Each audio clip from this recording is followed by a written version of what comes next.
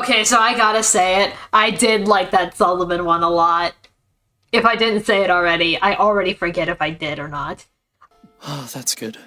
I wasn't sure if you'd come back. Oh, that's sad after the previous dialogue I had with him. Where he said about the longer people are away, the less likely they are to come back. Oh, that's actually a little sad. He has scooted to the side of his bed, has a book on his lap, and beckons you over with a small wave of his hand. I hate that I'm doing this, but I do have to know, for my own sanity, what happens if I don't. So I'm going to just stay in my bed. I'm sorry, Soren. I am so sorry. Your body feels as heavy as stone with no ability to move for another inch. Can't. Tired. Soren's soft chuckle reaches your ears as he opens the book and turns to a new page. It's okay. You've been through a lot. At least he doesn't seem offended. That's good. You nod gratefully and your eyes promptly close again. Okay, so if you don't join him, I'm assuming that doesn't get you the gallery image then, that we saw earlier. Once upon a time, there lived a little girl. She used to live in a big house with her brother and her loving parents. From her bedroom window, she could see the whole huge garden that laid behind her house. Apple trees, bushes with berries, and flowers in the brightest colors grew there.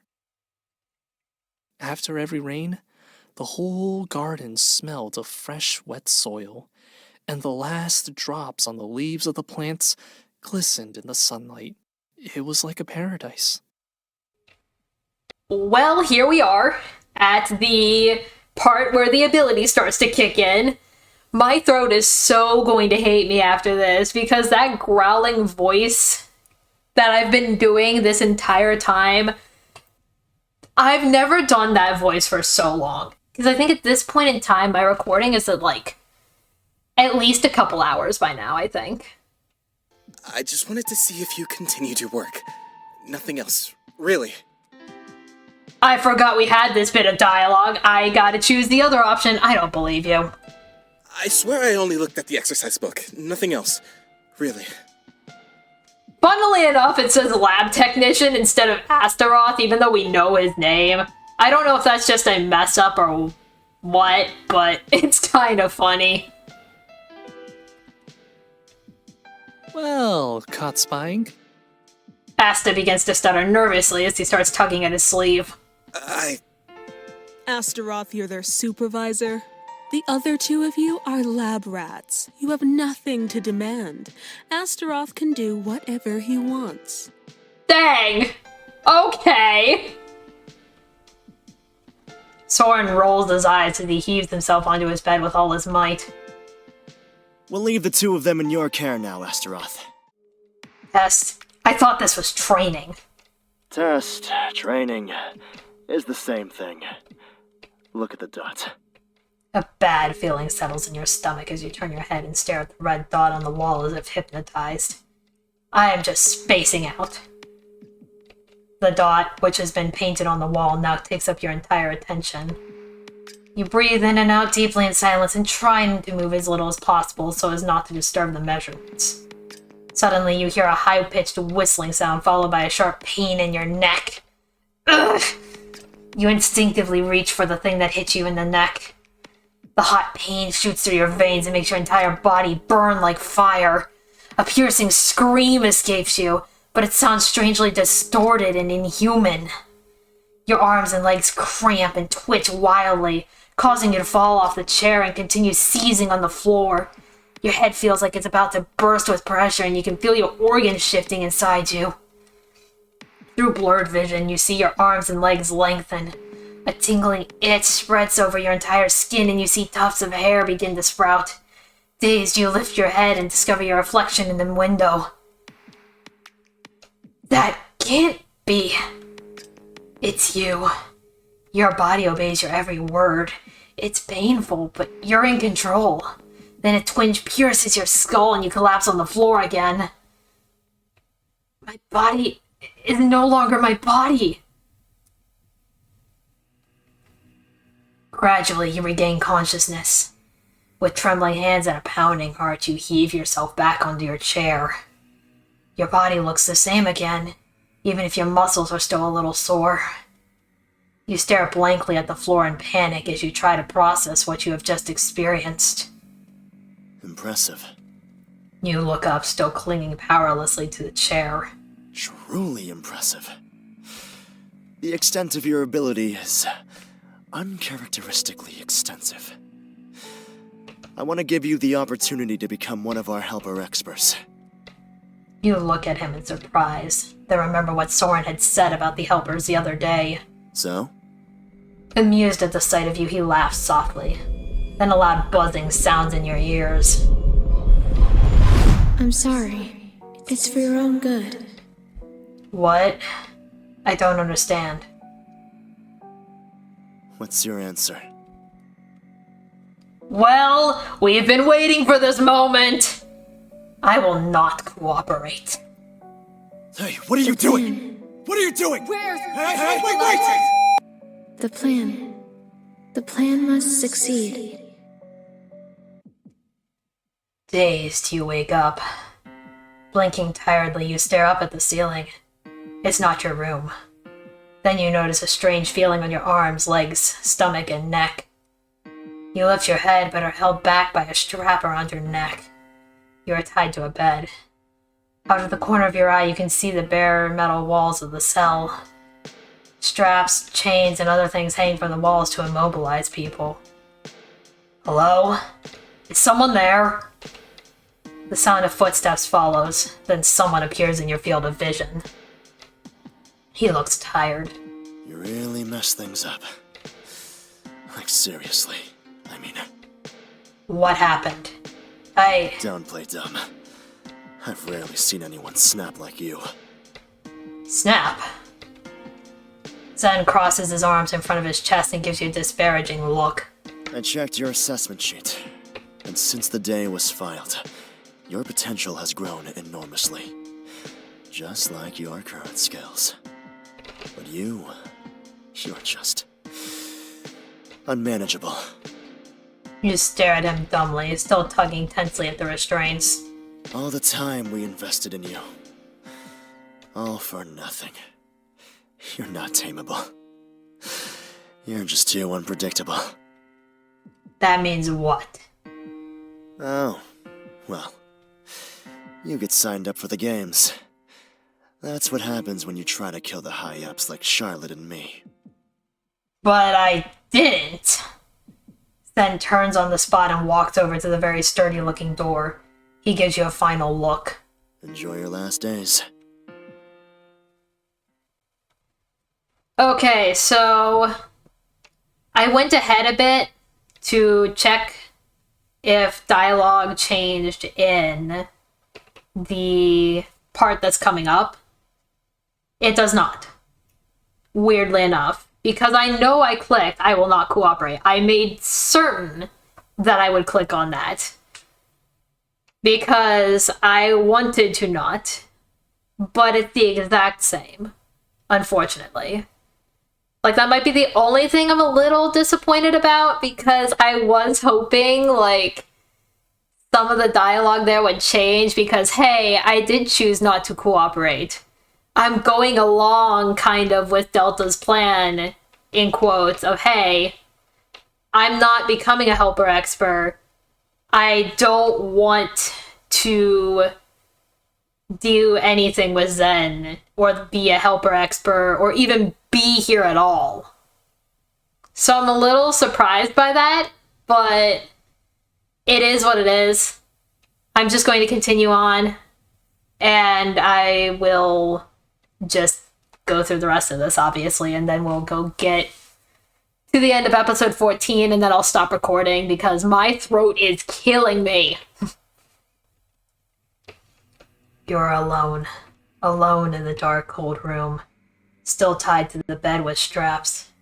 Your gaze wanders along the ceiling. Gradually, you can make out the structure in the rough concrete. Your breathing is slow, exhausted, not relaxed. Enjoy your last days, he said. You blink a few times and only now realize how tired you truly are. Not even a yawn escapes your lips. You're just sick. Sick of the world. Sick of everything. For the first time in a long time, you feel so hopeless. You close your eyes as you listen to the sounds around you. Nothing. Nothing except the noises you make. You lie there for a while, doing nothing. Almost seemingly dead.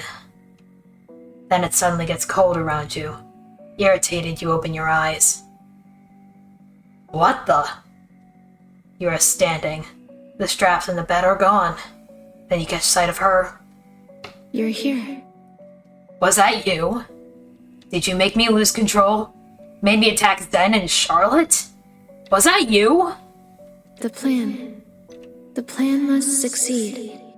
You clench your hands into fists, knowing that it was her who sabotaged your decision. Why? Why are you doing this?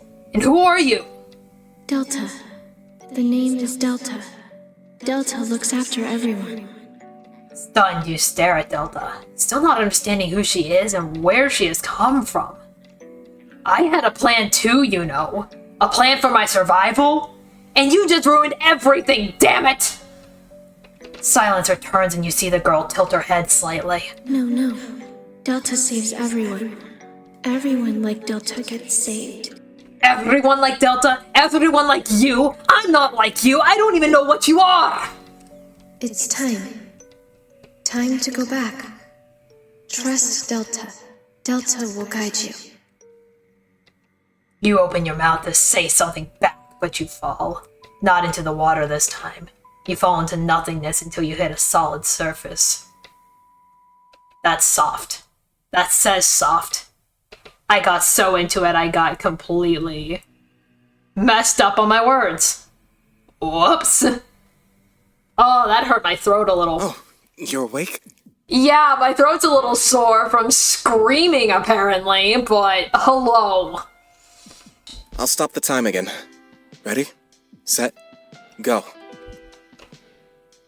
Seriously? What's the matter? This is much harder than the previous riddles. A little bit, but I still think it's pretty easy. Just give it a try. If you can't do it at all, we'll stop. Great. I am going to sit here and see if it does end up just going and being like, okay, you can't do this. We're gonna just move on. Because I kind of want to know if it does.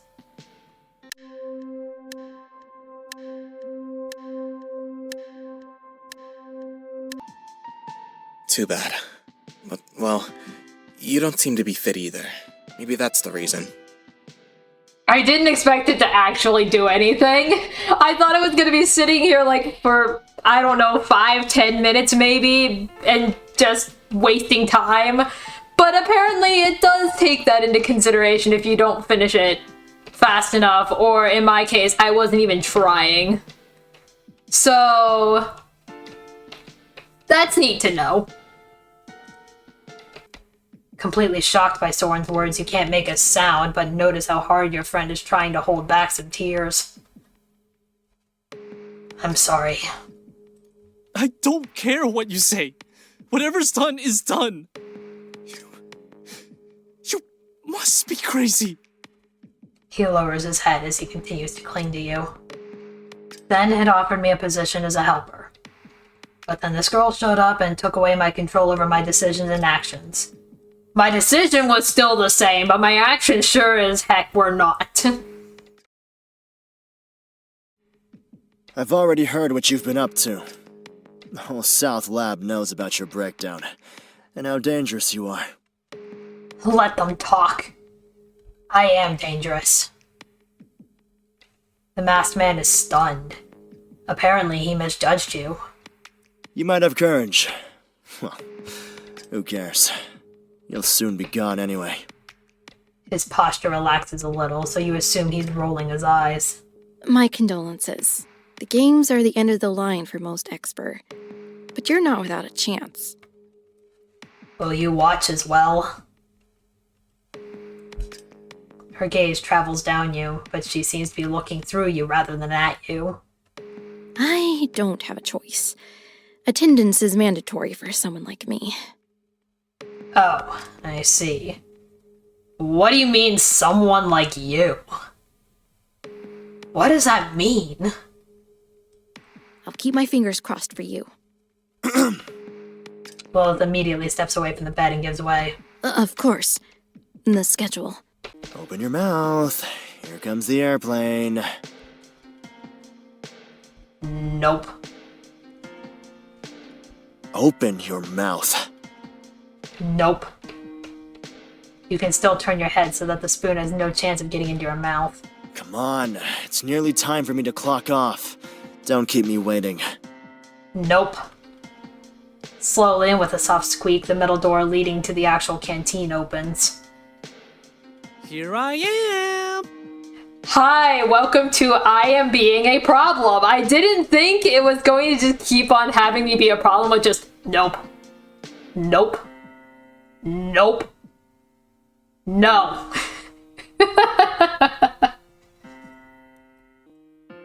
That sounds like a good break for me. Now that I'm here, a little snack would be good. He disappears too, leaving plates and cutlery on the table that I did not eat. Something tells me you're not the first person with such a power. They seem to know they can't control it in the long run. Do you have that kind of strength too? A short laugh escapes Soren, who then casually brushes some hair out of his face. No, your power seems to be rare. You know, there are a lot of myths and rumors about failed experiments in the lab. Some of them sound like they fit your power. Would you do some research on that? Ask around a bit? Smiling reassuringly, he nods. Of course. I'm just as curious as you are. Then he suddenly claps his hands as he sees the two caretakers approaching you through the window. Out of the corner of your eye, you can see the deformed animals in their cages. And you realize that to many people in the lab, you are nothing more than one of those animals. That is so much more fitting now as a hybrid than it was ever. And I find that very amusing despite the situation. Yes, we are, in a sense, an animal. And that is my cue to stop because my throat is absolutely dying. It is doing the thing that we don't want to do in the games. So I'm going to save, and I am going to call it quits because, oh my goodness, I need probably several things to drink because that voice actually hurts a lot more than I thought it did. At least whenever I'm doing this in the future with him, I'll record like maybe just like episode by episode so that I'm not just absolutely nuking my voice. But yeah. So that's it for this time. Next time, we are going to get our final route. Until next time.